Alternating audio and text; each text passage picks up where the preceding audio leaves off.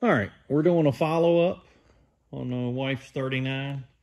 It's been a little bit since I did a video on it, but I wanted to catch everybody up.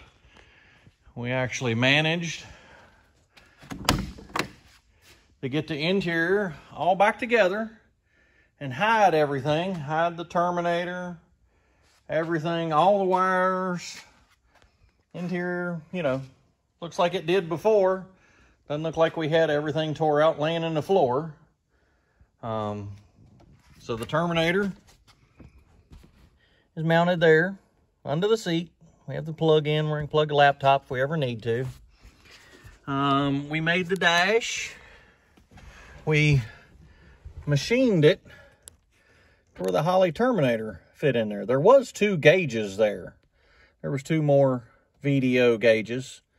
We just deleted those. It was the oil pressure and the temperature. We just deleted them and decided the Holley Terminator, we put it on Velcro.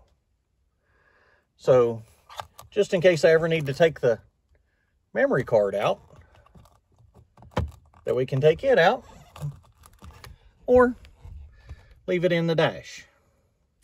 And we left a nice little cutout for the cable to run through. But yeah, under the hood, pretty much everything's done. But we got to put the air cleaner on. The air conditioner fittings are on the way. UPS tracking says it'll be here tomorrow. Yeah. Same story of the world every day. But as you can see, everything fits real snug.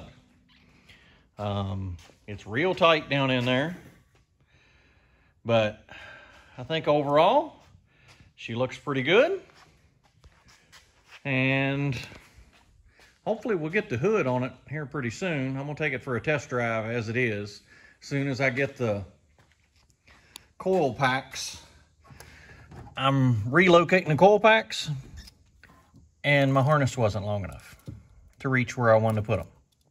So we're gonna add little wires on each side and then put our spark plug wires on and fire this jewel up. We know it runs. We saw it run on the stand. So now, hopefully, she'll be running in the car. So, all right, y'all stay tuned and we'll fire this jewel up and take it for a drive when some parts get here. Okay. Well, thanks for watching. If you like it, give it a thumbs up. And if you really liked it, please give it a subscribe. And as always, thank you, Lord. Thank you for today.